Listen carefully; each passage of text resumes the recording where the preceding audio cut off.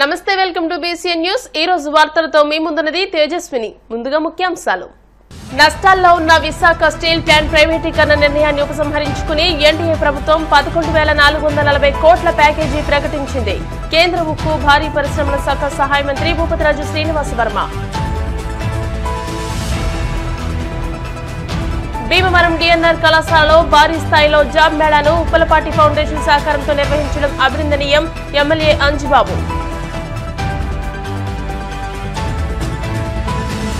TDP రాష్ట్ర polit bureau సభ్యురాలు భీమవరం నియోజకవర్గ ఇన్ఛార్జ్ తోట సీతారామలక్ష్మి ఆధ్వర్యంలో ఐటీ శాఖ మంత్రి నారా లోకేష్ జన్మదిన వేడుకలు।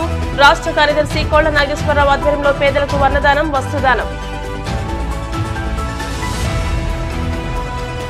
గణపవరం మండల టీడీపీ అధ్యక్షులు ఇందుకూరి రామకృష్ణరాజు నివాసం వద్ద ఘనంగా లోకేష్ జన్మదిన వేడుకలు। స్వచ్ఛంద రక్తదాన శిబిరాన్ని ప్రారంభించిన ఎమ్మెల్యే ధర్మరాజు, మాజీ ఎమ్మెల్యే వీరాంజనేయులు। నష్టాల్లో ఉన్న విశాఖ స్టీల్ ప్లాంట్ ప్రైవేటీకరణ నిర్ణయాన్ని ఉపసంహరించుకుని ఎన్డీఏ ప్రభుత్వం 11,440 కోట్ల ప్యాకేజీ కేటాయించడం జరిగిందని కేంద్ర ఉక్కు భారీ పరిశ్రమల శాఖ సహాయ మంత్రి భూపతిరాజు శ్రీనివాస్ వర్మ అన్నారు। గురువారం భీమవరంలోని నర్సాపురం పార్లమెంట్ బీజేపీ కార్యాలయంలో మీడియా సమావేశంలో మాట్లాడారు। ఇది ఆంధ్రప్రదేశ్ చరిత్రలోనే అతి పెద్ద ప్యాకేజీ అని అన్నారు। కేంద్ర ఉక్కు శాఖ మంత్రి కుమారస్వామి, ఆర్థిక శాఖ మంత్రి నిర్మలా సీతారామన్, సీఎం చంద్రబాబుల కృషి వల్లే కేంద్ర సహాయ మంత్రిగా ఉన్న తాను కేంద్ర మంత్రి కుమారస్వామి మీద తీసుకువచ్చిన ఒత్తిడి కారణంగానే ఆర్థిక శాఖ మంత్రి నిర్మలా సీతారామన్ తో ఉన్న పరిచయాలతో ఇది సాధ్యమైందని అన్నారు। అతి త్వరలో స్టీల్ ప్లాంట్ కార్మికుల జీతాల బకాయిలు చెల్లిస్తామని అన్నారు। తాను కేంద్ర మంత్రి కుమారస్వామి కలిసి వారానికి 3-4 సార్లు సంబంధిత అధికారులతో చర్చించేవాళ్లమని, ముఖ్యమంత్రి చంద్రబాబు కూడా ఢిల్లీకి వచ్చినప్పుడల్లా విశాఖ ఉక్కుపై కేంద్ర ప్రభుత్వ పెద్దలతో మాట్లాడేవారని అన్నారు। ఇన్ని ఇబ్బందులున్నా పట్టుదలతో ప్రయత్నించడం ద్వారా ఇది సాధ్యమైందని అన్నారు। భవిష్యత్తులో మరిన్ని ప్యాకేజీలు ఇవ్వడానికి సిద్ధంగా ఉన్నామని చెప్పారు। ప్రతిపక్షాలు నిర్లక్ష్యంగా రాజకీయ దురుద్దేశంతో వ్యాఖ్యలు చేయడం సరికాదని అన్నారు। ఉక్కు సంకల్పంతో ఉక్కు మంత్రి కుమారస్వామితో కలిసి ఆ శాఖ సహాయ మంత్రిగా ఉన్న తాను విశాఖ స్టీల్ ప్లాంట్ ను సందర్శించానని చెప్పారు। కేంద్ర మంత్రి కుమారస్వామిపై తాను పదే ఒత్తిడి తీసుకొచ్చానని అన్నారు। కొందరు ప్రతిపక్షాల వారు భవిష్యత్తులో ప్రైవేటీకరణ జరగదా అని ప్రశ్నిస్తున్నారని, భారీ ప్యాకేజీ ప్రకటించారంటే ప్రైవేటీకరణ చేయరని అర్థం చేసుకోవాలని అన్నారు। ఈ విషయంలో ఉప ముఖ్యమంత్రి పవన్ కళ్యాణ్ కృషిని కూడా ప్రత్యేకంగా ప్రస్తావించారు। తీవ్ర ఆర్థికపరమైనటువంటి నష్టాలతో సతమతమవుతున్నటువంటి విశాఖపట్నం స్టీల్ ప్లాంట్కు దాన్ని పునరుద్ధరింపజేయడానికి కేంద్ర ప్రభుత్వం పెద్ద ఎత్తున ప్యాకేజీ ప్రకటించిన విషయం మనందరికీ కూడా తెలుసు। దాదాపు 11,440 కోట్ల రూపాయల ఆర్థిక ప్యాకేజీని కేంద్ర ప్రభుత్వం స్టీల్ ప్లాంట్కి ప్రకటించడం జరిగింది। ఈ 11,440లో 10,300 కోట్లు ఈక్విటీ షేర్ కింద, అలాగే 1,140 కోట్లు వర్కింగ్ క్యాపిటల్ కింద కూడా స్పెసిఫై చేసి ప్రకటించడం జరిగింది। ఇంత క్రితం ప్రభుత్వం అధికారంలోకి వచ్చాక ఎన్డీఏ ప్రభుత్వం గతంలో 500 కోట్లు ఒకసారి, అదేవిధంగా 1,150 కోట్లు ఒకసారి, అంటే దాదాపు 1,650 కోట్లు గత 4 నెలలు 5 నెలలు ఇవ్వడం జరిగింది। అవి అడ్వాన్స్ ఫండ్ కింద కానీ, బ్యాంకులో ఉన్నటువంటి అప్పులకి వడ్డీలు కట్టేటువంటి విషయంలో కానీ మంజూరు చేయడం, దాదాపు వెరసి 13,090 కోట్లు ఈ ఎన్డీఏ ప్రభుత్వం ఆర్థిక ప్యాకేజీని విశాఖ స్టీల్ ప్లాంట్కి ఇవ్వడం జరిగింది। ఏదైతే ముందు అనుకున్నటువంటి ఏదైతే డిజిన్వెస్ట్మెంట్ ఉందో ప్రైవేటీకరణ, దాని నుంచి విశాఖ స్టీల్ ప్లాంట్ని మినహాయించాలి। ఆంధ్రుల యొక్క సెంటిమెంట్తో ముడిపడి ఉన్నటువంటి విషయం, విశాఖ ఉక్కు ఆంధ్రుల హక్కు అంటూ అనేక సంవత్సరాలు ఉద్యమాలు చేసి అనేక మంది ప్రాణత్యాగాలు చేసి సంపాదించుకున్నటువంటి పరిశ్రమ విశాఖ ఉక్కు। అయితే దీనిని సమర్థవంతంగా నడిపించాలి అంటే భారీ నష్టాలతో ఉన్నటువంటి పరిస్థితి। అయితే కేవలం ఆంధ్రప్రదేశ్ ప్రజల మీద ఉన్నటువంటి గౌరవం, ఆంధ్రప్రదేశ్ ప్రజల యొక్క సెంటిమెంట్ని కాపాడాలి అనేటువంటి, వారి సెంటిమెంట్ని గౌరవించాలి అనేటువంటి ఒక ఆలోచనలో భాగంగా ప్రధానమంత్రి నరేంద్ర మోడీ గారి నాయకత్వంలో కేంద్ర ప్రభుత్వం ఈ ఆర్థిక ప్యాకేజీని ప్రకటించడం, ఆయన నేతృత్వంలో ఉన్నటువంటి ఏదైతే cabinet committee on economic affairs, ఆర్థిక వ్యవహారాల మీద ఏదైతే క్యాబినెట్ కమిటీ ఉంటుందో ఆ క్యాబినెట్ కమిటీలో 11,440 కోట్లు ప్రకటించడం జరిగింది। ఇది ఆంధ్రప్రదేశ్ రాష్ట్ర చరిత్రలో ఒక పరిశ్రమని కాపాడడానికి ఇచ్చినటువంటి అతిపెద్ద ప్యాకేజ్।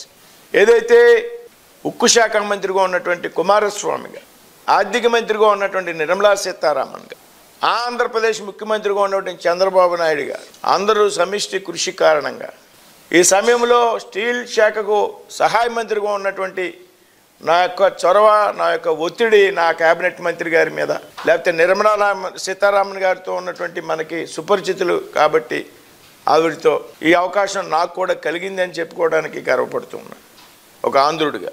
ఏదైతే ప్రధానమంత్రి మోడీ గారు చెప్పారు, కేవలం ఆంధ్రప్రదేశ్ ప్రజల మనోభావాలు కాపాడడానికి, వారిని గౌరవించడం కోసమే ఈ ప్యాకేజీని ఆత్మనిర్భర్ భారత్లో భాగంగా మేము ప్రకటిస్తున్నాం. అయితే ఈవేళ ఈ ప్రకటించినటువంటి భారీ ప్యాకేజీని సక్రమంగా సరైనటువంటి రీతిలో ఉపయోగించుకోవాల్సినటువంటి బాధ్యత మనందరి మీద కూడా ఉన్నదనేటువంటి విషయం ఏమాత్రం కూడా అనుమానం. భారత ప్రధానమంత్రిగా నరేంద్ర మోడీ గారి బాధ్యతలు స్వీకరించాక 2017లో స్టీల్ పాలసీని ప్రకటించడం జరిగింది. దేశంలో స్టీల్ ఉత్పత్తిని పెద్ద ఎత్తున పెంచాలి అనేటువంటిది నరేంద్ర మోడీ గారి యొక్క ఆలోచన, ఆయన యొక్క లక్ష్యం. అగ్రగామిగా ఉండాలి స్టీల్ ఉత్పత్తిలో భారతదేశం అనేటువంటి ఒకే ఒక లక్ష్యంతో స్టీల్ పరిశ్రమకు పెద్ద ఎత్తున ప్రోత్సాహాలు ఇస్తున్నటువంటి వ్యక్తి నరేంద్ర మోడీ గారు, కేంద్ర ప్రభుత్వం. అందులో భాగంగా దీనికి పెద్ద ఎత్తున ప్యాకేజ్ ఇవ్వడం. విశాఖ ఉక్కు విషయానికి వచ్చినట్లయితే కొన్ని వాస్తవాలు మనం ఈ సందర్భంగా మనం మాట్లాడుకో. కార్మికుల యొక్క కుటుంబాలకు ప్రయోజనం చేకూర్చాలి. అనేక సంవత్సరాలుగా పనిచేస్తున్నటువంటి కార్మికులు ఎవరైతే ఉన్నారో వారి ప్రయోజనాలు కాపాడాలి అనేటువంటి ఆలోచనతో ఇవాళ ఈ ప్యాకేజ్ ఇవ్వడం జరిగింది. ప్లాంట్ అనేక ఇబ్బందుల్లో ఉన్నప్పటికీ కూడా గత 2 నెలల క్రితం వరకు కూడా యాజమాన్యం జీతాలు చెల్లించినటువంటి విషయం కూడా ఇక్కడ మనంతా కూడా గ్రహించాలి. ఒక 15 రోజులు ఆలస్యంగా ఇచ్చారు కానీ జీతాలు ఇచ్చినటువంటి సందర్భం. మొన్న అక్టోబర్ నెలలో కూడా 50% ఆఫ్ శాలరీ ఇచ్చారు. నవంబరు డిసెంబర్లో పెండింగ్ ఉంది. కేవలం ఎన్ని సంవత్సరాల కష్టంలో ఉన్నప్పటికీ కూడా శాలరీ సాగిన పరిస్థితి నవంబరు డిసెంబర్. ఏదైతే ప్లాంట్ని ఇన్ని సంవత్సరాల పాటు ప్లాంట్లో కష్టపడి పనిచేసినటువంటి కార్మికులు వారికి సక్రమంగా జీతాలు అందజేయాలనేటువంటి ఆలోచనతో, వారు ఇబ్బంది పడకూడదు కుటుంబాలు అనేటువంటి ఆలోచనతో ఈ రకమైనటువంటి ఏర్పాటు చేయడం జరిగింది. నవంబరు డిసెంబర్కు సంబంధించి జీతాలు పెండింగ్లో ఉన్నాయి. దాదాపు 200 కోట్లు 230 కోట్లు ఎంత పెండింగ్లో. దాన్ని కూడా అతి త్వరలోనే చెల్లించడం జరుగుతుంది అనేటువంటి విషయంలో గట్టిగా చెప్తూ ఉన్నాం. అయితే విశాఖ ఉక్కు ప్లాంట్కి ఇంత పెద్ద ఎత్తున ఆర్థిక ప్యాకేజీ ప్రకటించినప్పటికీ కూడా చాలామంది బాధ్యత లేకుండా మాట్లాడుతున్నారు. ఏదైతే కుమారస్వామి గారు ఆంధ్ర రాష్ట్రానికి చెందినటువంటి వ్యక్తిగా ఆయనకేమి విశాఖ ఉక్కు ప్లాంట్తో సెంటిమెంట్ లేదు. విశాఖ ఉక్కు ప్లాంట్తో సెంటిమెంట్ నాకుంది, ఆంధ్ర రాష్ట్ర ముఖ్యమంత్రి చంద్రబాబు నాయుడు గారికి ఉంది. నిర్మలా సీతారామన్ గారు కూడా ఈ రాష్ట్రంతో బంధం ఉండడం వల్ల ఆవిడ కూడా దీన్ని ఏ రకంగా అయినా మనం సపోర్ట్ చేయాలనేటువంటి ఆలోచనతో ఎంతమంది ఎంత కష్టపడి ఒకసారి డిజిన్వెస్ట్మెంట్ ప్రకటించాక వెనక్కి వెళ్ళి ప్లాంట్ పునరుద్ధరణ కోసం ప్రయత్నం చేసినటువంటి ప్రభుత్వం ఇది. కుమారస్వామి గారు ఆయన నాయకత్వంలో నేను వారానికి 3-4 రోజుల పాటు కేవలం స్టీల్ ప్లాంట్ గురించి మాత్రమే రివ్యూ చేసేటువంటి వ్యక్తులు.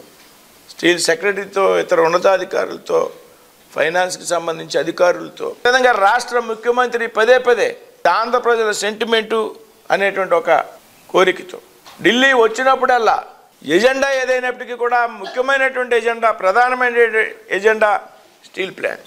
ఆయన యొక్క పట్టుదల ఇన్ని రకాలుగా కష్టపడి 1కి 10 సార్లు ఆలోచించి ఏ విధంగా ప్యాకేజ్ ఇవ్వాలనేటువంటి ఆలోచనలో భాగంగా ఇది సాధ్యమైంది. అనేక సార్లు చర్చలు జరిపాయి. కొన్నిసార్లు రాత్రి 12, 1 గంట, 2 వరకు కూర్చున్నాం. కొన్ని విషయాలు బయటికి వెళ్ళకూడదు అనేటువంటి ఆలోచనతో ముఖ్యమైనటువంటి వ్యక్తులే కూర్చునేవాడు. ఒకరోజు రాత్రి 2 గంటల వరకు నిర్మలా సీతారామన్ గారు, రాష్ట్ర ముఖ్యమంత్రి చంద్రబాబు నాయుడు గారు, కుమారస్వామి గారు, చంద్రబాబు నాయుడు గారు, నిర్మలా సీతారామన్ గారు, నేను, స్టీల్ సెక్రటరీ, ఫైనాన్స్ సెక్రటరీ, ఏదైతే డిజిన్వెస్ట్మెంట్కి సంబంధించి సెక్రటరీ ఉన్నారో దీపం, ఆయన కేవలం 7 మాత్రమే కూర్చుని అనేక విషయాలు చర్చించేవారు. కొన్ని ముఖ్యమైన విషయాలు ఉంటాయి కాబట్టి అందరినీ కూర్చోబెట్టడం సాధ్యం కాదు కాబట్టి రాత్రి 2-2:30 అయినటువంటి సందర్భాలు ఉన్నాయి. ఏ రకంగా ఫైనాన్స్ డిపార్ట్మెంట్ కన్విన్స్ చేయాలి, ప్రైమ్ మినిస్టర్ గారిని కన్విన్స్ చేయాలి, అమిత్ షా గారి దృష్టికి కూడా విషయం తీసుకెళ్ళాలి. ఇంత కష్టపడి ఈవేళ ఈ ప్యాకేజీ కేంద్రం ప్రకటించడం జరిగింది. అయితే ఈ ప్యాకేజీ ప్రకటించాక చాలామంది మాట్లాడుతూ ఉన్నారు. 35,000 కోట్ల అప్పులు ఉన్నటువంటి స్టీల్ ప్లాంట్కి నేను 11,440 ప్లస్ గతంలో ఇచ్చినటువంటి 1,650 కోట్లు కలుపు 13,090 కోట్లు అయ్యి. ఈ విధంగా 13,000 కోట్లు ప్యాకేజీ ఇచ్చినప్పటికీ కూడా ఇది మోసపూరితమైనటువంటి ప్యాకేజీ. ఈ ప్యాకేజీ వల్ల స్టీల్ ప్లాంట్కి ఏ విధమైనటువంటి ప్రయోజనం లేదు, మొత్తం 35,000 కోట్ల రూపాయలు ఇవ్వాలి కదా అనేటువంటి వ్యాఖ్యానాలు కొంతమంది రాజకీయ నాయకులు, కొన్ని పార్టీలకు చెందినటువంటి వ్యక్తులు, కొన్ని సంస్థలు కూడా మాట్లాడుతూ ఉన్నాయి. ఈ స్టీల్ ప్లాంట్ని గాలికి వదిలేసినటువంటి ప్రభుత్వం గతంలో ఉన్నటువంటి ప్రభుత్వం. ఉన్నటువంటి సామర్థ్యాన్ని రీచ్ అయ్యాక మన ఎక్స్పాన్షన్ గురించి ఆలోచించాలి. అంతేకాదు ఇన్ని కష్టాల్లో ఉన్నటువంటి స్టీల్ ప్లాంట్ని రాయ్బరేలీలో ఎవరు ప్రాతినిధ్యం వహిస్తున్నారో మనందరికీ కూడా తెలుసు. ఎవరు మొప్పు కోసం రాయ్బరేలీలో 2,100 కోట్లు పెట్టి అక్కడ వీల్స్ తయారు చేసేటువంటి ఫ్యాక్టరీని కలిపారు. 2020లో రాయ్బరేలీలో పెట్టుబడులు పెట్టడం, 2021లో సామర్థ్యం లేక నడపలేక 2024లో దాన్ని రైల్వే వారికి విక్రయించడం, ఆ విక్రయించుకో వచ్చినటువంటి 2,400 కోట్లు బ్యాంకు వడ్డీలు ఇస్తారు. ఈ విధంగా అప్పుడున్నటువంటి ప్రభుత్వం తీసుకున్నటువంటి అలా అనాలోచిత నిర్ణయాల వల్ల మాత్రమే వేళ స్టీల్ ప్లాంట్కి ఇబ్బందులు వచ్చాయనేటువంటి విషయం ఏమాత్రం కూడా అనుమానం. భారతీయ జనతా పార్టీ ఓట్ల కోసం ఎప్పుడు కూడా ఏ ప్యాకేజీని ప్రకటించేటువంటి అలవాటు భారతీయ జనతా పార్టీకి లేదు. ఈ విధంగా ప్రకటించాలంటే ఎన్నికల ముందే ప్రకటించినట్లయితే విశాఖ స్టీల్ ప్లాంట్ విషయం రాష్ట్రంలో మరింత మెరుగైనటువంటి ఓట్లు కూటమికి వచ్చి ఉండేవి. కానీ ఓట్ల ఆధారంగా నిర్ణయాలు తీసుకునేటువంటి ప్రభుత్వం ఎన్డీఏ ప్రభుత్వం కాదు, కేంద్రంలో ఉన్నటువంటి నరేంద్ర మోడీ గారి ప్రభుత్వం కాదు.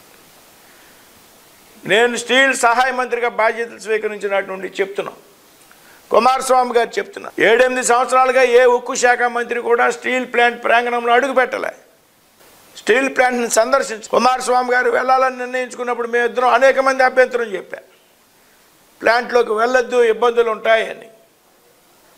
కానీ ఉక్కు సంకల్పంతో ఉక్కు మంత్రి గారు నేను ప్లాంట్ని సందర్శించడమే కాకుండా ఒక రాత్రి బస చేయడం జరిగింది. కార్మిక సంఘాలతో చర్చలు జరిపాం, ఉద్యోగస్తులతో చర్చలు జరిపాం, యాజమాన్యంతో చర్చలు జరిపాం, ప్లాంట్ అంతా కూడా అనువనువున సందర్శించాం, ఇబ్బందులు తెలుసుకున్నాం, త్వరగా ఆ రోజు అభిప్రాయపడ్డాం. ఇటువంటి స్టీల్ ప్లాంట్ దేశంలోనే లేదు అనేటువంటి అభిప్రాయానికి వచ్చింది. ఆనాడే అక్కడ ఉక్కు శాఖ మంత్రిగా ఉన్న కుమారస్వామి గారు ఇది ప్రైవేటైజేషన్ అవనివ్వమని ప్రకటించడం. ఢిల్లీలో ఉన్న సందర్భంలో కుమారస్వామి గారు నేను ఒకే చోట పక్క రూముల్లో ఉంటాం కాబట్టి రోజు స్టీల్ ప్లాంట్ ఇష్యూ రివ్యూ చేయడం, దీన్ని ఎలాగన్నా కాపాడాలి సార్, ఇది మా రాష్ట్రంలో సెంటిమెంటు, తప్పనిసరిగా ఎట్టి పరిస్థితుల్లో దీన్ని కాపాడదాం, పెద్దలకు నచ్చ చెప్దాం అనేటువంటి అభిప్రాయాన్ని కుమారస్వామి గారు పదే వ్యక్తం చేసి ఇవాళ ఈ ప్లాంట్కి ప్యాకేజ్ రావడం వెనుక నేను చంద్రబాబు నాయుడు గారు ఈ రాష్ట్రానికి చెందినటువంటి వ్యక్తులు మాకు ప్రత్యేకమైనటువంటి అభిమానం ఉంటుంది. కానీ కుమారస్వామి గారు కర్ణాటకకి చెందినటువంటి వ్యక్తి అయినా కానీ ఆంధ్రప్రదేశ్కి చెందినటువంటి వ్యక్తిగా ఎంత కృషి చేస్తామో అంత కృషి కుమారస్వామి గారు చేయడం, నిర్మలా సీతారామన్ గారు పెద్ద ఎత్తున సహకరి. కాబట్టి ఇవాళ మనం చెప్తున్నాం, ఎంత చేసినా కానీ చాలామంది అడుగుతూ ఉన్నారు, భవిష్యత్తులో ప్రైవేటీకరణ జరగదు అని గ్యారంటీ ఉందా అని అడుగుతున్నారు. కొంతమంది చెప్తున్నారు సెయిల్లో విలీనం చేయడమే ఈ సమస్యకు పరిష్కారం అని చెప్తున్నారు. సెయిల్లో ప్రయత్నం చేస్తామని చెప్పడం వేరు, సెయిల్లో సిద్ధంగా ఉంది, సెయిల్ మెర్జ్ చేసుకోవడానికి సిద్ధంగా ఉందని చెప్పడం వేరు. నేను ప్రయత్నం చేస్తున్నాం, సెయిల్ రెడీగా ఉంది, సిద్ధంగా ఉంది, విలీనం చేయడానికి అనేటువంటి ప్రచారం విషయం వాస్తవం కాదు. స్టీల్ మంత్రిగా నేను చెప్తున్నా, మా పెద్దలు కుమారస్వామి గారు చెప్తారు, ఒక ప్రపోజల్ పెట్టినప్పుడు సెయిల్లో విలీనం చేయాలా అనేటువంటి ఆలోచన వచ్చినప్పుడు సెయిల్ అంగీకరించిందని మన మిత్రులు అంటుంటే సెయిల్ అంగీకరించలే ఏనాడు కూడా. ఇది అవాస్తవం. శైలికి సంబంధించి అందరితో చాలా చాలా సమావేశమయ్యాం. ప్రభుత్వం తీసుకున్నటువంటి నిర్ణయాన్ని మనందరూ కూడా పెద్ద ఎత్తున స్వాగతించాల్సినటువంటి అవసరం. నిన్న మొన్న షర్మిల గారు మాట్లాడారు. షర్మిల గారు ఏం మాట్లాడుతున్నారో ఏంటో కూడా అర్థం కానటువంటి పరిస్థితి వేళ. మొన్న ఎప్పుడో కుమారస్వామి గారి మీద ఏదో మాట్లాడారు. ఇది మోసపూరిత ప్యాకేజ్ అంట. ఎవరైతే రాయబరీలో మీ నాయకురాలు ఉన్నారో ఆ నాయకురాలను అడిగి తెలుసుకోండి నిధులు అక్కడికి ఎందుకు మళ్లించారని. పవన్ కళ్యాణ్ గారు కృషి కూడా ఈ విషయంలో మనం చాలా ప్రస్తావించాలి. ఇవేళే కాదు, ఎన్నికల్లో ముందు కూడా విశాఖ ఉక్కుని ఎట్టి పరిస్థితుల్లో ప్రైవేటైజేషన్ చేయకూడదు అనేటువంటి ఆలోచనతో 10 సార్లు ఢిల్లీ ఆయన ముఖ్యమంత్రి గారు వచ్చినప్పుడల్లా ఆయన రాకపోయినప్పటికీ కూడా నేరుగా అప్పుడు ప్రధానమంత్రి గారిని కలిసి, అమిత్ షా గారిని కలిసి, నిర్మలా సీతారామన్ గారిని కలిసి ఏదేమైనా విశాఖ స్టీల్ ప్లాంట్ మనం కాపాడాలి అనేటువంటి ఒక ఒత్తిడి ఇచ్చినటువంటి వ్యక్తుల్లో పవన్ కళ్యాణ్ గారు కూడా ముఖ్యులు. అదేవిధంగా రాష్ట్రానికి సంబంధించి కొంతమంది ప్రముఖులు ఉన్నారు. ఏదైనా అంతిమంగా నిర్ణయం తీసుకుంది నరేంద్ర మోడీ గారు. ఆయన నిర్ణయం తీసుకోవడానికి కీలకంగా భాగస్వామ్యం వహించినటువంటి చంద్రబాబు నాయుడు గారు, కుమారస్వామి గారు, నిర్మలా సీతారామన్ గారు, వీరందరితో ఈ సందర్భంలో కలిసి పనిచేసేటువంటి అవకాశం వచ్చినటువంటి నాకు చాలా అదృష్టంగా భావిస్తున్నాను. అదేవిధంగా అనేక మంది ఆంధ్రప్రదేశ్ రాష్ట్రానికి సంబంధించినటువంటి బీజేపీ అధ్యక్షురాలు పురంధేశ్వరి గారు కానీ, అక్కడ విశాఖపట్నం ఎంపీగా ఉన్నటువంటి భరత్ గారు కానీ, అయితే అక్కడ పల్లా శ్రీనివాసరావు గారు టీడీపీ రాష్ట్ర అధ్యక్షుడుగా ఉన్నారు. రాష్ట్రానికి చెందినటువంటి ఇతర కేంద్ర మంత్రులు రామ్మోహన్ నాయుడు గారు కానీ, పెమ్మసాని గారు కానీ, స్థానికంగా ఉన్నటువంటి శాసనసభ్యులు విశాఖపట్నంలో విష్ణుకుమార్ రాజు గారితో సహా ఆ సిటీలో జిల్లాలో ఉన్నటువంటి శాసనసభ్యులు అందరూ, గతంలో రాష్ట్ర బీజేపీ అధ్యక్షులు ఉన్నటువంటి సోమవీర్రాజు గారు, జీవీఎల్ నరసింహారావు గారు, అనకాపల్లి పార్లమెంట్ సభ్యులు రమేష్ గారు, వీళ్ళందరూ కూడా రకరకాల సందర్భంలో ఎవరికి చేతనైనటువంటి రీతిలో వారు కేంద్రం మీద ఒత్తిడి తీసుకుని వచ్చేటువంటి ఈ ప్రయత్నంలో అందరూ కూడా భాగస్వాములయ్యారు. అందరూ సమిష్టి కృషి కారణంగా, అక్కడ ఉన్నటువంటి మాధవ్ గారు ఎమ్మెల్సీ గతంలో, అందరూ సమిష్టి కృషి కారణంగా ఇది సాధ్యమైంది అనేటువంటి విషయాన్ని మీ అందరికీ కూడా తెలియజేస్తున్నాను.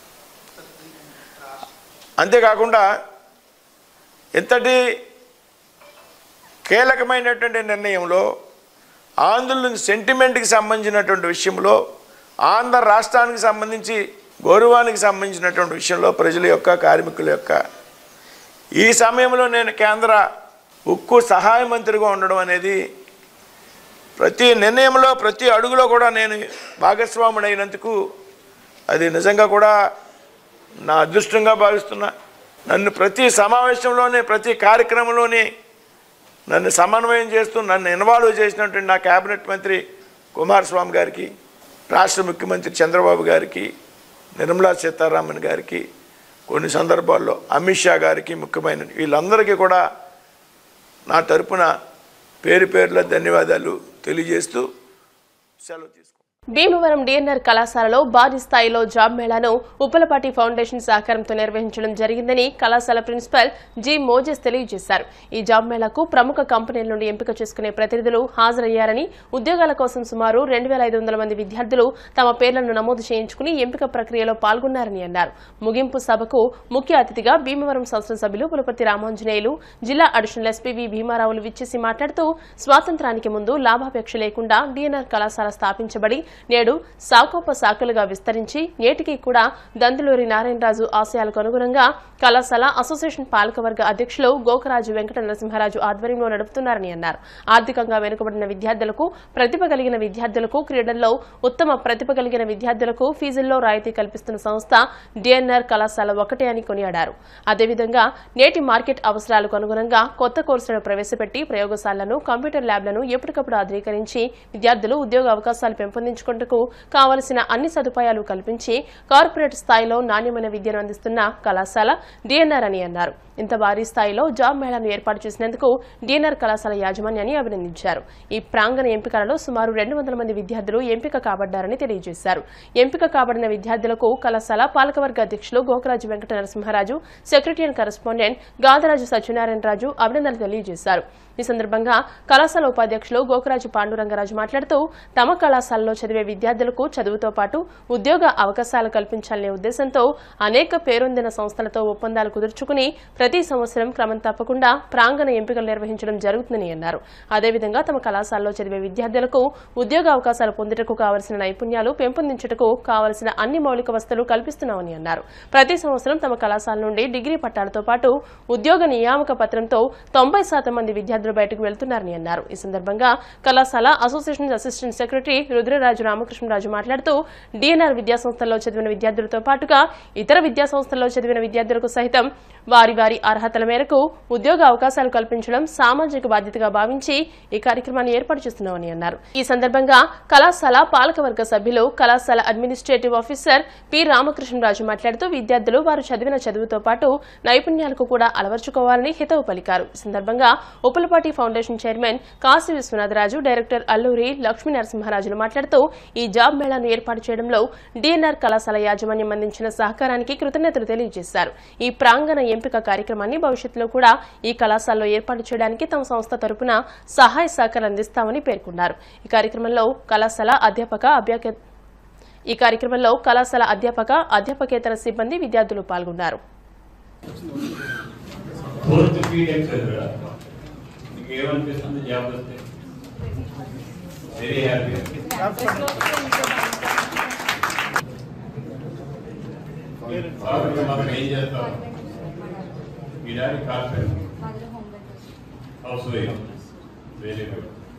కార్పెంటర్లు చేస్తూ పిల్లల్ని చదివించడం ఎంత గొప్ప విషయమో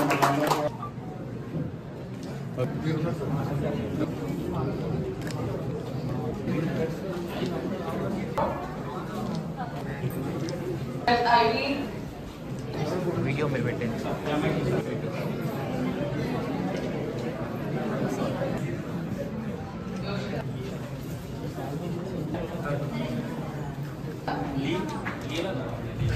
మనం చదువుకోవడం ఎంత ముఖ్యమో చదువు అయిన తర్వాత ఉద్యోగం రావడం అంత ముఖ్యం.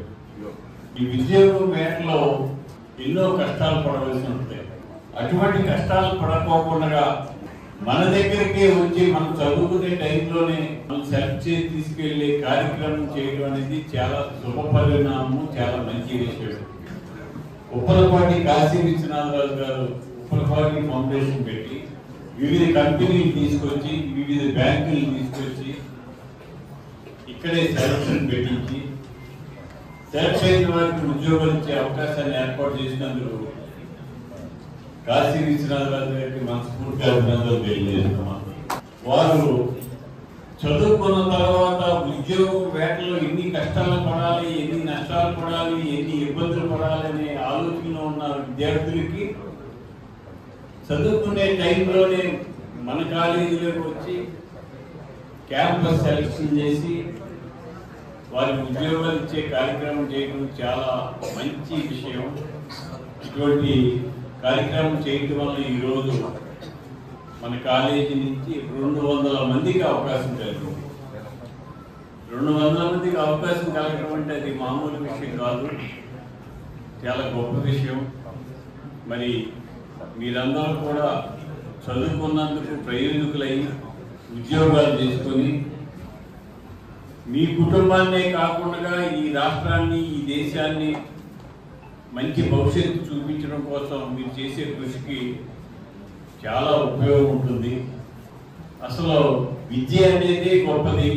ఆ విద్యార్థి దశ నుంచి కష్టపడి చదువుకుని పైకి వచ్చి చదువు పూర్తయ్యే టైంకి వెంటనే జాబ్ వస్తే గ్యాప్ లేకుండా అది చాలా అదృష్టం. అది అందరికీ రాదు. వచ్చిన వారు దాన్ని సద్వినియోగం చేసుకుని మంచి మంచి ఉద్యోగాలు చేసి మీ కుటుంబాన్ని, మీ మిత్రుల్ని అందరినీ కూడా పైకి తీసుకురావడానికి ఆలోచన చేయాలి. ఈరోజు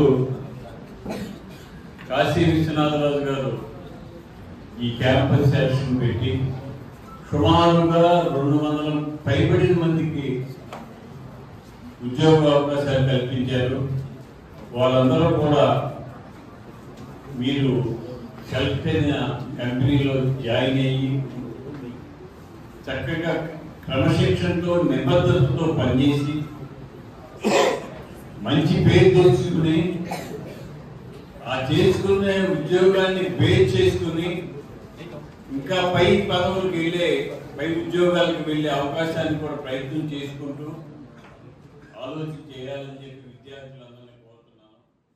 ఇంతమంది ప్రతినిధులు ఒక చోట చేర్చిన కాసేపు ఫౌండేషన్ వారికి ప్రత్యేక ధన్యవాదాలు తెలియజేస్తున్నాం. ఈ చాలా యంగ్ టాలెంట్ దీనికి ఎంతోమంది ప్రతినిధులు వచ్చిన యాజమాన్యానికి, ముఖ్యంగా వివిధ జిల్లాల నుంచి రాష్ట్రం నుంచి వచ్చే కంపెనీస్ అందరికీ, దానికి సంబంధించిన హెచ్ఆర్ ప్రతినిధులందరికీ కూడా హృదయపూర్వక నమస్కారం.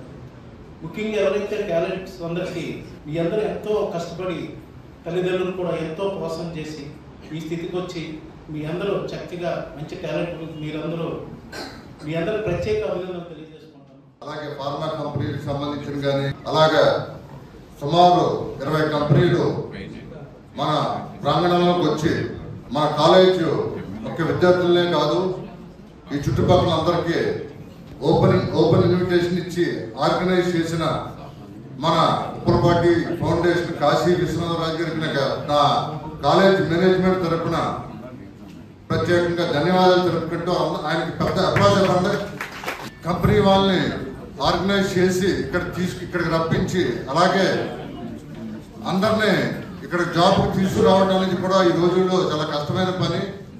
అది కేవలం ఆయనకే సాధ్యమైందని మీ అందరికీ సగర్వంగా చెప్పుకుంటున్నాను. మన డిఎన్ఆర్ కళాశాలలో ఎవ్రీ ఇయర్ కూడా ఈ జాబ్ మేళ జరుగుతూనే ఉంటుంది. మా మేనేజ్మెంట్ అందరూ కలిపి ఎప్పుడు మా టార్గెట్ 85% జాబ్స్ గత పాత 3 సంవత్సరాల నుంచి ఇప్పించినందుకు మా కాలేజ్ తరఫున ఎంతో గర్వంగా చెప్పుకుంటున్నాం. పోటీ ప్రపంచంలో చదువైన తర్వాత బయటకు వెళ్తే ఉద్యోగాలు చాలా కష్టతరమైన పరిస్థితుల్లో గత 7 సంవత్సరాలుగా కాలేజీ క్యాంపస్లోనే చదువుకున్నగానే జాబ్ చేసే అవకాశం కల్పించేటటువంటి మంచి అవకాశాన్ని ఏర్పాటు చేసినటువంటి ఉప్పలపాటి ఫౌండేషన్ వారికి నిజంగా కృతజ్ఞతలు చెప్పాలి. ప్రస్తుతం ఈరోజు సుమారు 20 కంపెనీలు ఇక్కడ తీసుకొచ్చి మమ్మల్ని అందరినీ కూడా ఆ కంపెనీ వారికి అటాచ్ చేసి మెరిట్ స్టూడెంట్స్ అందరినీ కూడా క్యాంపస్లోనే ప్లేస్మెంట్ మరి సెలెక్ట్ అయిన వాళ్ళందరికీ కూడా కంగ్రాచులేషన్ చెప్తూ మరి ఇటువంటి కార్యక్రమం ఏర్పాటు చేసినందుకు మరొకసారి ఈ రోజుల్లో జాబ్ రావడం చాలా కష్టమైన పరిస్థితుల్లో మన కాలేజీకి మన దగ్గరికి వచ్చి సుమారు ఒక 25 కంపెనీలు మరి ఎంప్లాయ్మెంట్ ఇవ్వడం అంటే మామూలు విషయం కాదు. దాన్ని మనందరం కూడా సద్వినియోగపరచుకుని డిఎన్ఆర్ కాలేజీలో చదవటం అంటే చదువు ఒకటే నేర్చుకోవడం కాదు, చదువుతో పాటు చాలా రకాల యాక్టివిటీస్ కూడా ఇక్కడ ఉంటాయి. మార్కెట్లో ఉద్యోగాలు రావాలంటే చాలా కష్టంగా ఉన్న తరుణంలో ఉప్పలపాటి ఫౌండేషన్ వారు కులాలకి మతాలకి సంబంధం లేకుండా విద్యార్థులందరికీ కూడా మంచి అవకాశం కలగజేయాలి. ఏపీ ఐటీ మానవ వనరుల శాఖ మంత్రి టీడీపీ ప్రధాన కార్యదర్శి నారా లోకేష్ జన్మదిన వేడుకను భీమవరం నియోజకవర్గ తెలుగుదేశం పార్టీ కార్యాలయంలో ఘనంగా నిర్వహించారు. పట్టణ మండల కమిటీల అధ్యక్ష కార్యదర్శులు, తెలుగు యువత నాయకుల సమక్షంలో టీడీపీ రాష్ట్ర పొలిట్ బ్యూరో సభ్యురాలు, నియోజకవర్గ ఇన్ఛార్జ్ తోట సీతారామలక్ష్మి కేక్ కట్ చేసిన అనంతరం లోకేష్ కు జన్మదిన శుభాకాంక్షలు తెలియజేశారు. ఈ సందర్భంగా సీతారామలక్ష్మి మాట్లాడుతూ టీడీపీ కార్యకర్తలను కంటికి రెప్పలా కాపాడుకుంటూ ఎప్పటికప్పుడు ప్రజల సమస్యల కోసం పాటుపడుతూ తన ప్రత్యర్థులకు ముచ్చమటలు పట్టిస్తూ ముందుకు సాగుతున్న యువ నాయకుడు లోకేష్ ఆయురారోగ్యాలతో నిండు నూరేళ్లు సుఖ సంతోషాలతో ఉండాలని ఆకాంక్షించారు. టీడీపీ రాష్ట్ర కార్యదర్శులు కోళ్ల నాగేశ్వరరావు, వేండ్ర శ్రీనివాసులు మాట్లాడుతూ ఏపీ అభివృద్ధి లక్ష్యంగా దావోస్ దేశంలో పర్యటిస్తూ పారిశ్రామికవేత్తలను ఆంధ్ర వైపు తీసుకొచ్చే విధంగా కృషి చేస్తున్న లోకేష్ కు జన్మదిన శుభాకాంక్షలు తెలిపారు. కార్యక్రమం అనంతరం రాయలంలోని red cross society blood bank లో తెలుగు యువత నాయకులు రక్తదానం చేశారు. ఈ కార్యక్రమంలో భీమవరం పట్టణ టీడీపీ అధ్యక్ష కార్యదర్శులు ఇందుకూరి సుబ్రహ్మణ్యరాజు, గూడూరు సుబ్బారావు, వీరవాసరం భీమవరం మండల టీడీపీ అధ్యక్ష కార్యదర్శులు కొల్లేపర శ్రీనివాస్, వీరవల్లి శ్రీనివాస్, రేవు వెంకన్న, కౌరు పృథ్వీశంకర్, ఎంసీ మాజీ చైర్మన్ ఇందుకూరి రామలింగరాజు, ఉప్పులూరి చంద్రశేఖర్, పామర్తి వెంకటరామయ్య, నాగిడి తాతాజీ, వీరవల్లి చంద్రశేఖర్, మైలాబత్తుల ఐజాక్ బాబు, మెంటే గోపి, చలబోయిన సుబ్బారావు, గంటా త్రిమూర్తులు, మద్దుల రాము, తెలుగు మహిళ రాష్ట్ర కార్యనిర్వాహక కార్యదర్శి మాదాసు కనకదుర్గ, గంధం రాధా, రొంగల కృష్ణవేణి, రాయపల్లి వెంకట్, కోళ్ల నాగబాబు, ఎద్దు యేసుపాదం, ఎండి నౌషాద్, గునుపూటి తిరుపాల్, కొండ్రు శ్రీనివాస్, బి చంద్రమోహన్, పాలా శ్రీరామదాసు, భూపతిరాజు బుజ్జిరాజు తదితరులు పాల్గొన్నారు. తెలుగుదేశం పార్టీ రాష్ట్ర పోలిట్ బ్యూరో సభ్యురాలు భీమవరం నియోజకవర్గ ఇన్ఛార్జ్ తోట సీతారామలక్ష్మి, ఆమె కుమారుడు తోట జగదీష్, ఆయన కుమారుడు తోట మౌర్య, బొంబే స్వీట్స్ పొత్తూరి బాపిరాజులు ఒక్కొక్కరు ₹1,00,000 చెల్లించి టీడీపీ శాశ్వత సభ్యత్వాన్ని స్వీకరించారు. వారికి టీడీపీ రాష్ట్ర కార్యదర్శులు కోళ్ల నాగేశ్వరరావు, వేండ్ర శ్రీనివాస్ రసీదులు అందజేశారు. ఈ సందర్భంగా తోట సీతారామలక్ష్మి మాట్లాడుతూ తెలుగుదేశం పార్టీ కార్యకర్తల సంక్షేమానికి కృషి చేస్తున్న నారా చంద్రబాబు, లోకేష్ పిలుపు మేరకు తెలుగుదేశం పార్టీ శాశ్వత సభ్యత్వాన్ని లోకేష్ పుట్టినరోజు సందర్భంగా మా కుటుంబ సభ్యులం తీసుకున్నామని, భవిష్యత్తులో తన కుమారుడు జగదీష్, మనవడు మౌర్య తెలుగుదేశం పార్టీ బలోపేతానికి కృషి చేస్తారని తెలియజేశారు. సభ్యత్వం అంటే ఎప్పుడూ పార్టీలో ఉంటాం, ఓకే అంతే కదా. పార్టీలో లేవని ఈ సభ్యత్వాన్ని తీసుకుంటాం కాదు. లాంగ్ టైం ఎప్పుడు కూడా పార్టీ అంటే పార్టీయే, మా ఫ్యామిలీ అంతా కూడా. ఈసారి నేను రాకపోయినప్పటికీ కూడా చంద్రబాబు నాయుడు గారు అంత ఒత్తిడి చేసినప్పటికీ ఫ్యామిలీ నుంచి ఉండాలని, తర్వాత మరి నెక్స్ట్ టైం మా బాబు రావచ్చు, బాబు తర్వాత మౌర్య రావచ్చు, ఇంట్రెస్ట్ ఉంటే రాజకీయాల్లో. ఇది ఎందుకంటే ఇది కార్యకర్తల నిధి కోసం పెట్టిన ఫండ్ ఇది. ఇదేదో మేము పార్టీకి ఎప్పుడు అదే తీసుకోవాలని అదే కాదు, పార్టీ ఫండ్ కోసం పెట్టిన కార్యక్రమం ఇది. మేము ఎప్పుడు కూడా మా ఫ్యామిలీ ఉన్నంత వరకు, మేము తెలుగుదేశం ఉన్నంత వరకు కూడా తెలుగుదేశమే. నా తర్వాత మా అబ్బాయి రావచ్చు, మా అబ్బాయి తర్వాత మౌర్యారా, మా మనవడు రావచ్చు, ఎవరైనా కావచ్చు. మీరు ఎందుకంటే ఈ రోజున తన కూడా అది తనకు కూడా ఎంకరేజ్మెంట్గా ఉంటుంది. కిందసారి ఓటేసాడు, ఫస్ట్ టైం ఓటేసాడు అమ్మగారు, ఫస్ట్ టైం తీసుకుంటే బాగుంటుందని. అలాగే యువత మరి లోకేష్ గారి నాయకత్వంలో యువత అంతా రావాలి. ఇలాగా యువత ఏదనేది ఒకటి ఉంది కదా మనకి, ఇలాంటి వాళ్ళు అంతా బయటకు రావాలి. 3వ తరం తెలుగుదేశం పార్టీ నాయకుడిగా నారా లోకేష్ బాబు గారు, మీరు అందరూ చూస్తున్నాం. 2004 తర్వాత తెలుగుదేశం పార్టీ నిర్మాణంలో కార్యకర్తలకు అండగా ఈ రాష్ట్రం కోసం ఆలోచిస్తూ మరి ఆయన ముందుకు వచ్చిన తీరు చాలా గొప్ప విషయం. ఆ తండ్రి గారు పాదయాత్ర చేసినప్పుడు దాన్ని మరి మాన్యువల్ చేయడం కానీ, 2014లో తెలుగుదేశం పార్టీ ప్రభుత్వం ఆ రోజు ఏర్పడిన విషయంలో కానీ, అలాగే దాని తర్వాత 2019లో కానీ 2024లో కానీ ఆయన చేసిన పార్టీ చేసిన పని మీ అందరూ చూస్తూనే ఉన్నారు. మరి అన్నింటికన్నా పెద్ద విషయం ఏంటంటే, ఒక రాక్షసుడు జగన్మోహన్ రెడ్డి పరిపాలనలో ప్రజల్ని సమాయత్తం చేయడం కోసం, యువకుల్ని ప్రత్యక్ష రాజకీయాలు తీసుకురావడం కోసం ఆయన చేసిన పాదయాత్ర, రాక్షసుని ఎదిరించి చేసిన పాదయాత్ర యువకాలం రూపంలో ఆయన చేసిన పాదయాత్రని దేశ చరిత్రలోనే ఒక మైలురాయి చెప్పి సందర్భం తెలియజేస్తున్నాను. రాబోయే రోజుల్లో ఆయన మంచి ఉన్నత స్థానానికి వెళ్తారని చెప్పి సందర్భం తెలియజేసుకుంటూ, ఆయన భీమవరం నియోజకవర్గ తెలుగుదేశం పార్టీ తరఫున, ప్రజల తరఫున పుట్టినరోజు శుభాకాంక్షలు తెలియజేస్తూ, ఆయన ఆయురారోగ్య అష్టాక్షరాలతో తెలుగుదేశం పార్టీ కార్యకర్తలందరికీ కూడా, అలాగే ఆంధ్రప్రదేశ్ ప్రజానికానికి ఆయన సేవలు ఎప్పుడు కోరుకుంటూ, ఒక విధున్న వ్యక్తి ఆయన అడ్మినిస్ట్ చేస్తారు. అటువంటి వ్యక్తి పుట్టిన నారా లోకేష్ గారు, నారా చంద్రబాబు నాయుడు చేసి పని వెనుక ఆయన ఆలోచన ఉంటుంది. అలాగే పవన్ కళ్యాణ్, నారా లోకేష్ గారు ఆయన ఆలోచన వెనుక ఇప్పుడు ఉంటారో ఓటమి ముందుకు వెళ్తారని ఇవాళ భీమవరంలో తోట సీతారామలక్ష్మి గారి ఆధ్వర్యంలో ఆ కేక్ కటింగ్ చేశాం. ఆయనకి అభినందనలు.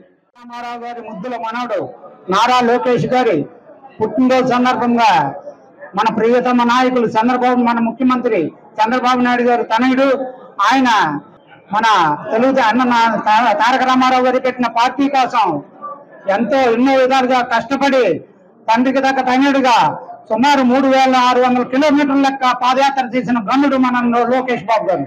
ఆయన్ని ప్రతిపక్షం వాళ్ళు ఎన్నో గొప్పని దాని ఇదని అన్నారు. ఇప్పుడు వచ్చి అసలైన బాబు నేనురా, ఐటీ మంత్రిగా కానివ్వండి, విద్యాశాఖ కానివ్వండి, ఆయన నిర్వర్తించు ఏ దేశం వేసినా ఎన్నో పెట్టుబడులు మన ఆంధ్రప్రదేశ్ కు తీసుకొచ్చే మనగాడు మన నారా లోకేష్ గారి పుట్టినరోజు కార్యక్రమం ఈ రోజు భీమవరం నియోజకవర్గంలో జరుపుకోవడం జరుగుతుంది. ఈ కార్యక్రమాన్ని మన భీమవరం నియోజకవర్గ ఇన్ఛార్జ్ తోట సీతారామలక్ష్మి గారి ఆధ్వర్యంలో ఈ రోజు కేక్ కటింగ్ కార్యక్రమం నిర్వహించడం జరిగింది. ఈ కార్యక్రమానికి తెలుగుదేశం పార్టీ నాయకులు, కార్యకర్తలు అందరికీ కూడా నా నమస్కారం తెలియజేస్తూ, నారా లోకేష్ గారు అంటే ఒక వ్యక్తి కాదు, ఒక శక్తి అని మీ అందరికీ కూడా తెలియజేస్తున్నాను. ఎన్టీ రామారావు గారు మనవడు చంద్రబాబు నాయుడు గారు అబ్బాయి ఈ రోజుని మన లోకేష్ పుట్టినరోజు సందర్భంగా అందరూ కూడా మన తెలుగుదేశం కార్యకర్తలే కానీ మనం కూడా అందరం చాలా ఇవాళ శుభదినంగా ఇది చేసుకున్నాము. అందరం కూడా శుభాకాంక్షలు. నమస్కారం. ఆటోమొబైల్ రంగంలో ఎన్నో మార్పులు చోటు చేసుకుంటున్నాయని మెకానికల్ ఇంజనీరింగ్ విద్యార్థులు గో కార్ట్ ఛాంపియన్షిప్ వంటి పోటీల్లో పాల్గొంటే వెహికల్ డిజైన్ డెవలప్ వంటి అంశాలపై వినూత్న అంశాలు అధ్యయనం చేసేందుకు ఆస్కారం ఉంటుందని భీమవరం ఎస్ఆర్కేర్ ఇంజనీరింగ్ కళాశాల డైరెక్టర్ డాక్టర్ ఎం జగపతిరాజు అన్నారు. కళాశాలలో జాతీయ స్థాయిలో జరుగుతున్న గో కార్ట్ ఛాంపియన్షిప్ పోటీలను కళాశాల సెక్రటరీ కరెస్పాండెంట్ సాగి రామకృష్ణ నిశాంత్ వర్మ వర్చువల్ విధానంలో ప్రారంభించారు. అనంతరం mechanical engineering head doctor K Suresh Babu అధ్యక్షతన జరిగిన కార్యక్రమంలో కళాశాల ఉపాధ్యక్షులు SV Rangaraju, principal doctor KV మురళీకృష్ణరాజులు మాట్లాడుతూ తమ కళాశాలలో 2015 నుండి గోకార్ట్ ఆటోమోటివ్ క్లబ్ ఏర్పాటు చేయడం, విద్యార్థులు జాతీయ స్థాయి పోటీల్లో విజేతలుగా నిలిచి రావడం జరుగుతుందని వివరించారు. మెకానికల్ ఇంజనీరింగ్ కి ఉజ్వల భవిష్యత్తు ఉందని పేర్కొన్నారు. ఈ కార్యక్రమంలో కోఆర్డినేటర్ వివి మురళీకృష్ణరాజు, శివరాం, హిందుస్థాన్ మోటార్ స్పోర్ట్స్ కి చెందిన సాగర్ వ్యాస్ తదితరులు పాల్గొన్నారు.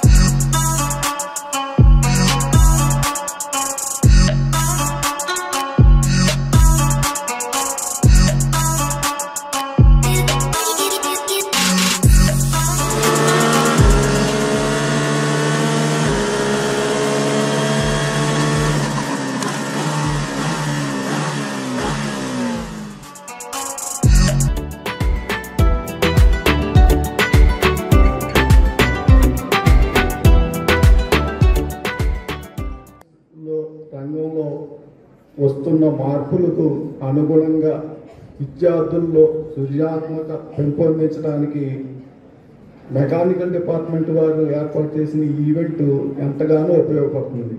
ఈ ఈవెంట్ విద్యార్థుల్లో నైపుణ్యం కూడా పెంచుతుంది. అలాగే ఈ విద్యార్థుల్లో ప్రతిభ నైపుణ్యం పెరగటం వల్ల కొత్త టెక్నాలజీని ఉపయోగించుకుని కొత్త ఆటోమొబైల్స్ రంగంలో మెలుకువలు నేర్చుకుంటారని ఆశిస్తూ ఈ ప్రోగ్రామ్ని విజయవంతం చేస్తారని ఆశిస్తూ. We have worked hard since last few months to manufacture the car. So let me first tell you that we have a very experienced judging panel. Like we have Mr. Gaurav Singh Rathore, Mr. Dev, Mr. Yashwant, and we have one of your senior alumni also here. So I would like to just warn you guys first that please be prepared for all of the events.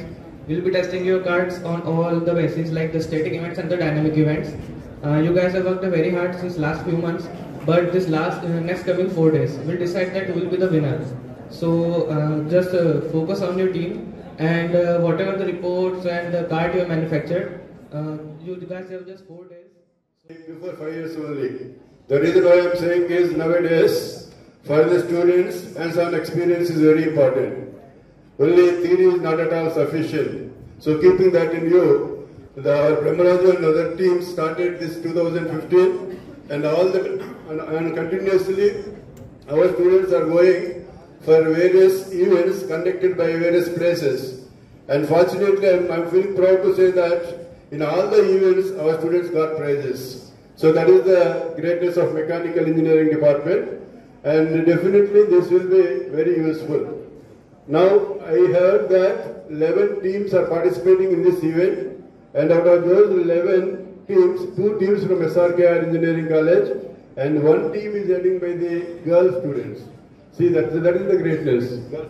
There is not that much demand, but in our SRKR Engineering College, still we are continuing two sections, and in the future we are planning to increase that. And I can appreciate the students also. So for getting this go-kart this one, so they approached our knowledge to real world challenges, fostering a spirit of innovation and excellence. Such events play a crucial role in preparing our students for the competitive and dynamic. I would like to take this moment to appreciate the hard work and dedication of the organizing committee, faculty members. Student run organization which is established in 2015. It actually started as a small group.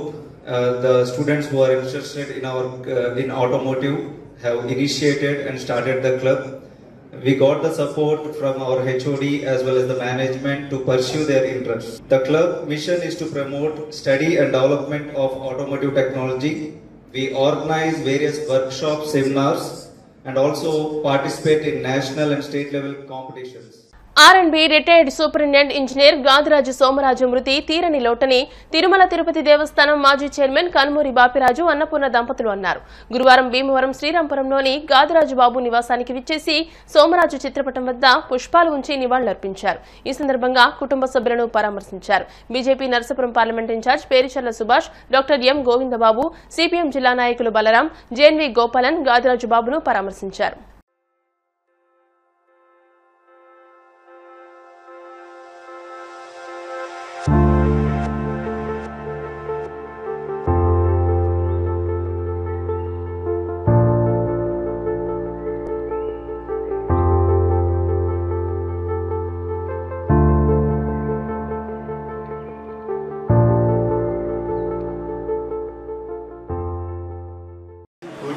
Somaraju గారు fixation ఈయన నా బ్రదర్లా, ప్రత్యేకంగా ఆయన ఇంజనీర్గా కూడా మా ప్రాంతం అంటే ఉభయ జిల్లాల్లో ఇటు ఏలూరులో కానీ ఇటు బందర్లో కానీ ఈగా చేస్తూ కూడా ఒక మంచి డిగ్నిఫైడ్ ఆఫీసర్గా ప్రభుత్వం తరఫున ఏ కార్యక్రమం ఉన్నా క్వాలిటీ ఇన్స్పెక్షన్ మరోసారి అక్కర్లేకుండా ఆయన చేసిన పని మరొకసారి ఇన్వెస్టిగేషన్ అవసరం లేకుండా ఆయన సర్వీస్ అంతా చేసుకున్నారు. ఆయన 94 సంవత్సరాలు వీళ్ళందరూ కూడా ఒక కుటుంబం ఇది అంటే వాళ్ళ జీవితం కూడా క్వాలిటీ ఆఫ్ లైఫ్ గడిపినటువంటి జీవితం.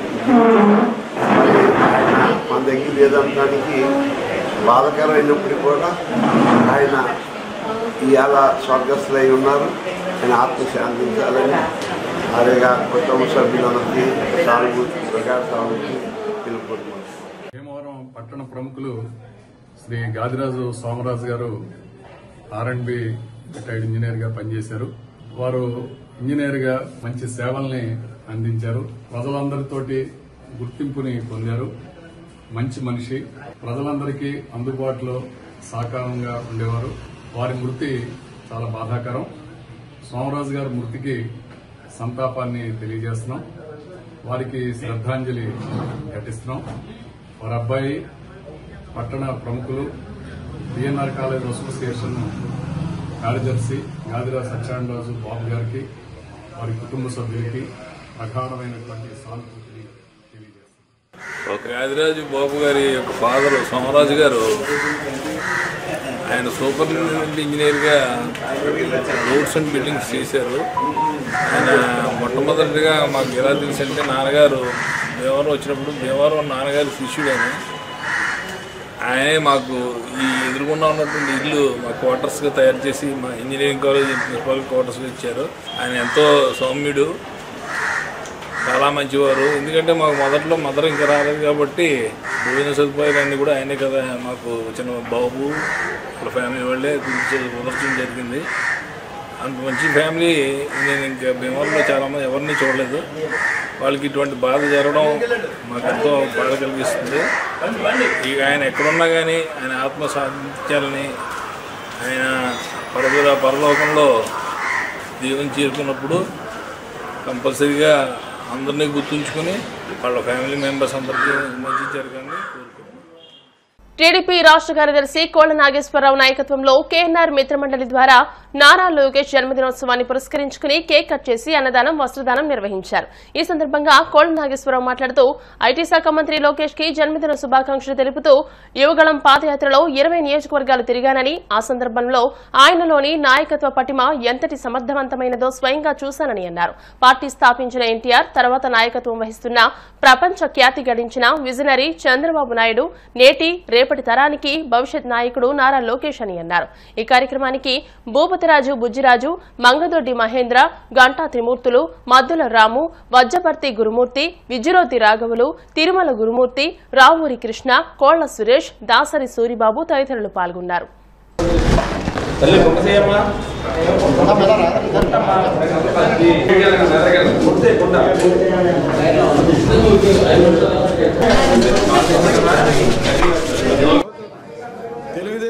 పార్టీ జాతీయ ప్రధాన కార్యదర్శి ఆంధ్రప్రదేశ్ మానవ వనరుల శాఖ మంత్రి నారా లోకేష్ బాబు గారు ఈరోజు పుట్టినరోజు శుభాకాంక్షలు భీమవరం నియోజకవర్గ మరి కేఎన్ఆర్ మిత్రమండలి అలాగే తెలుగుదేశం పార్టీ అందరూ కలిపి ఈరోజు అంత ఘనంగా జరగడం జరిగింది.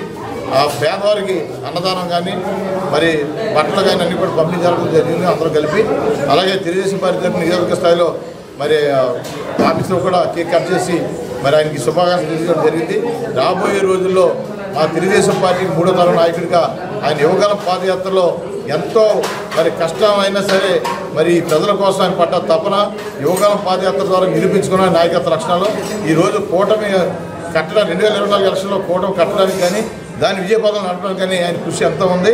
రాబోయే రోజుల్లో అందరూ కూడా ఆంధ్రప్రదేశ్ ప్రభుత్వంలో యువకులకి ఎంతో కీలకమైన వ్యక్తిగా నారా లోకేష్ బాబు గారు తయారయ్యారు. ఎన్టీ రామారావు గారు నారా చంద్రబాబు గారిని మరి స్ఫూర్తిగా తీసుకుని రాబోయే రోజుల్లో ఆంధ్రప్రదేశ్కి ఒక ముఖ్యమైన మంచి నాయకుడిగా తయారవుతారని చంద్రబాబు మరొకసారి ఆయనకి జన్మదిన శుభాకాంక్షలు.